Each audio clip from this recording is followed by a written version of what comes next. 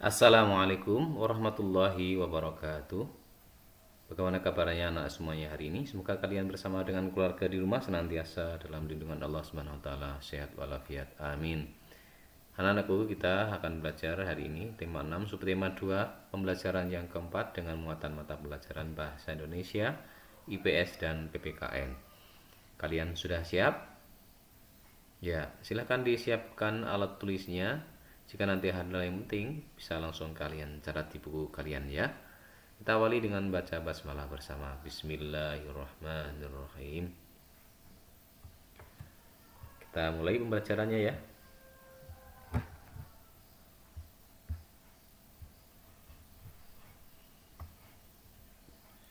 Pertama-tama kita akan belajar muatan bahasa Indonesia. Ada gambar anak yang sedang membaca buku di hadapan kalian ini. Tahukah kamu bagaimana cara menentukan informasi penting dari bacaan? Pada pembelajaran beberapa lalu, kita sudah membahasnya, tetapi kita akan mencoba untuk mengulas kembali ya. Cara mencari informasi penting dalam bacaan, yang pertama membaca teks dengan cermat, kemudian setelah dibaca, kalian tentukan ide pokok dari setiap paragrafnya. Setelah itu, kalian cermati ide pokok tersebut, kemudian tuliskan ide bacaan tersebut dalam bentuk peta pikiran. Sekarang kita akan mencoba untuk membuat peta pikiran tersebut ya. Bacalah teks berikut ini.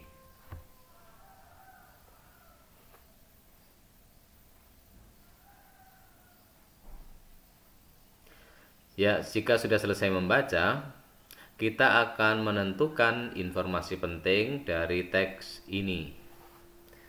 Pertama, kita akan menuliskan judulnya, yaitu Kehidupan Nelayan. Kira-kira apa ide pokok dari paragraf pertama? Ya, ide pokok pada paragraf pertama yaitu informasi pentingnya, yaitu ada di paragraf pertama. Indonesia merupakan negara kepulauan sehingga banyak penduduknya yang bermata pencaharian sebagai nelayan. Ya. Sekarang kita tentukan informasi penting di paragraf yang kedua.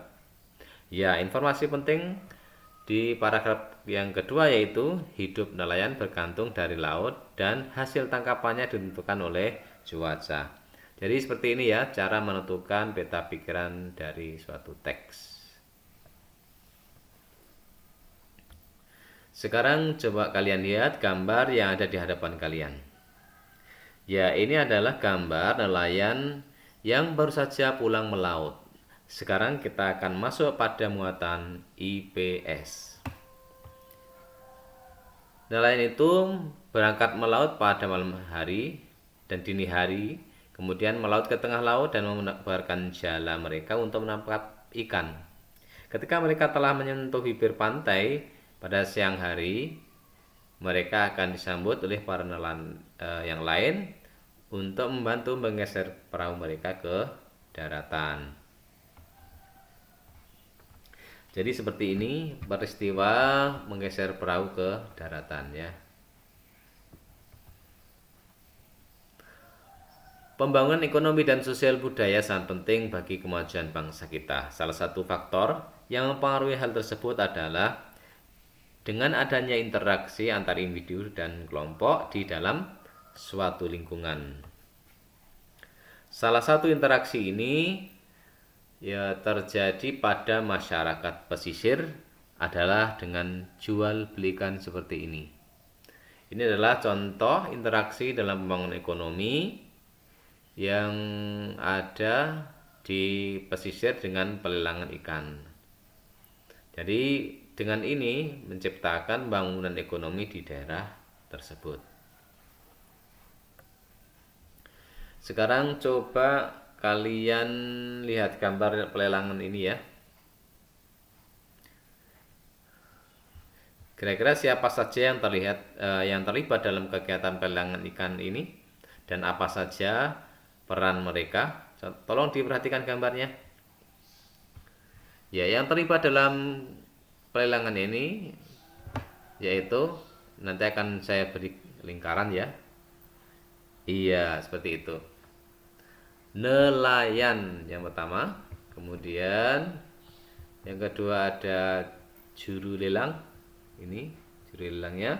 Kemudian siapa lagi yang terlibat? Di situ ada pembeli.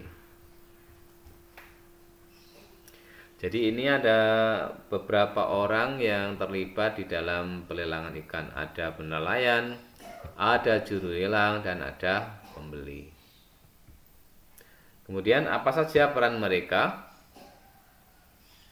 Sekarang perhatikan gambar berikut ini. Ya, tadi yang pertama nelayan ya. Apa peran nelayan? Ya, peran nelayan adalah menangkap ikan di laut. Kemudian apa peran dari juru lelang? Benar, peran juru lelang adalah menawarkan harga jual kepada pembeli. Dan satu lagi, apa peran dari pembeli? Jadi yang ketiga pembeli ya, peran pembeli adalah membeli ikan dari nelayan. Kemudian kita akan membahas atau belajar kembali tentang hak dan kewajiban. Kita akan masuk pada muatan PPKN. Kemarin kita telah membahas dengan hak dan kewajiban. Jadi setiap warga negara apapun kegiatannya memiliki hak dan kewajiban tertentu.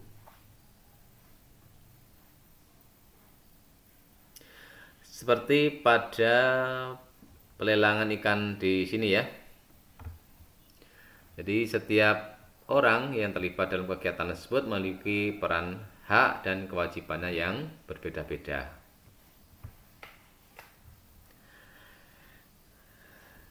Yang pertama, nelayan.